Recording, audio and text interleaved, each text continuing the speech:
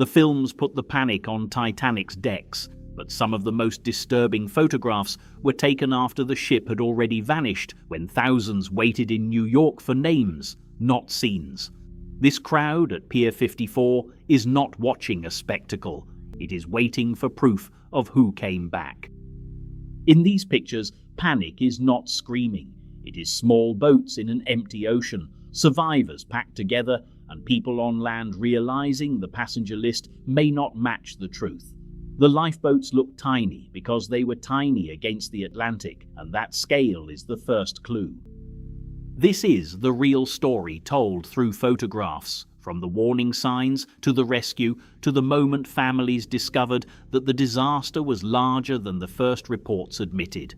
The archive does not move like a movie. It moves in fragments: a boat, a crowd, a headline, a face. Carpathia became the center of the real rescue story. These two small photographs show the ship that answered Titanic's call and the lifeboats that carried the living away from the place where the liner went down. The rescue was not a dramatic arrival beside Titanic. It was a late gathering of boats in darkness and ice. This image is often linked to the iceberg seen from Carpathia. Whether it was the exact berg or one near the wreck field, the photograph matters because it shows what survivors faced after midnight, a dark sea broken by ice. In the movies, the iceberg is a single object. In reality, the field itself was the danger. Outside the White Star Line offices, the disaster became physical. People crowded the street not for spectacle, but for lists, telegrams, and any official word about who had reached a lifeboat. The office door becomes the center of the photograph because information was now as important as rescue. By the time Carpathia approached New York, the pier had become a wall of expectation.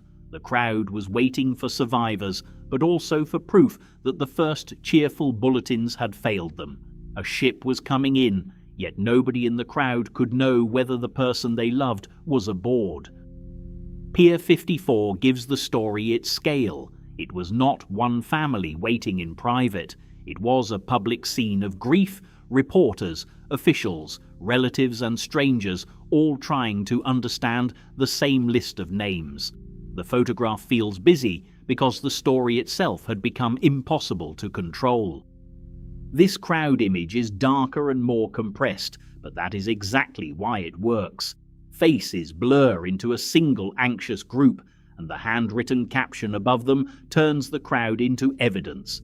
It shows the moment when Titanic became not a ship, but a question asked by thousands at once. Aboard Carpathia, the photographs stop looking like movie scenes. People sit wrapped in blankets, squeezed together, exhausted. The rescue had ended the sinking, but it had not ended the shock. Every still body in this frame suggests a night that could not be fully explained when the camera arrived. Another deck view shows how ordinary the aftermath could look at first glance. Then you notice the crowded rails, the heavy coats, the stillness, and the fact that almost everyone in frame had just survived the Atlantic night. The photograph is quiet, but the context makes it unbearable. This sharper version gives the Carpathia deck a different feeling. Not chaos, but stunned order. Survivors were alive, yet many were about to reach land without husbands, fathers, friends, or luggage. Rescue photographs can look calm because the panic has moved inside the people being photographed. The groups aboard Carpathia also remind us that rescue did not mean comfort. The ship had taken on hundreds of unexpected passengers, and every deck photograph carries the same quiet overcrowding. There is no grand cinematic frame here, only people trying to stand, sit, and wait after catastrophe. In this smaller deck photograph, named passengers appear among unidentified faces. That is one reason these images are valuable. They turn the disaster back from statistics into people standing a few feet apart. Titanic history often begins with numbers, but photographs force the viewer back to individual lives. Louis and Lola appear in several archive frames because child survivors were impossible for the press to ignore. Their photograph is not only cute or tragic, it makes survival visible through children too young to understand the headlines around them. The image works because innocence and disaster sit in the same frame. A second version is closer, and it changes the emotion. The children are no longer just figures in a full-body portrait. They become faces held in a moment when newspapers were turning survivors into symbols. This is why two similar photographs can tell different parts of the story.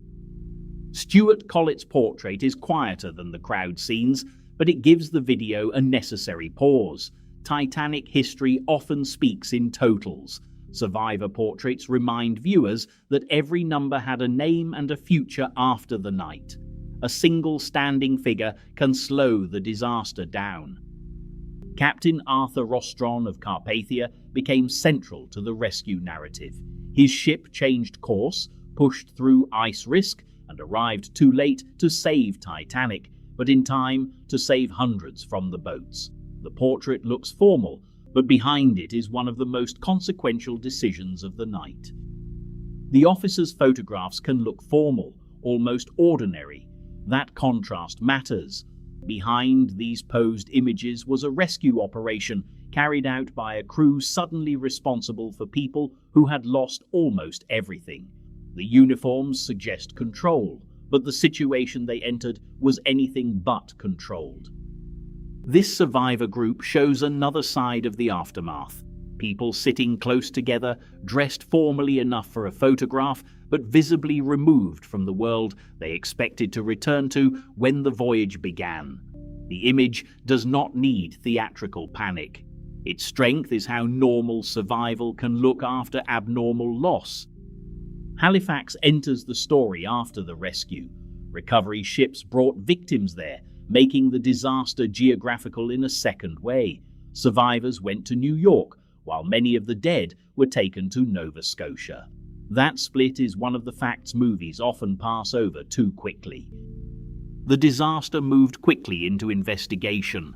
At the Waldorf Astoria, questioning turned survivor experience into testimony. This is where panic became procedure.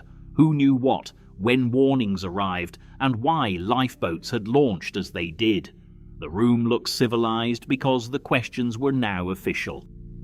Another hearing view is visually modest but useful. It shows how the public story shifted from miracle rescue to accountability. The photographs stopped asking only who survived. They began asking why so many did not. That shift from grief to inquiry is part of the real aftermath. The crowds remain the most human ending. They show the part of the Titanic story that films often compress. The waiting, the public uncertainty, and the moment disaster became personal for people standing on shore. In these photographs, the ship is gone, but its absence fills the entire street.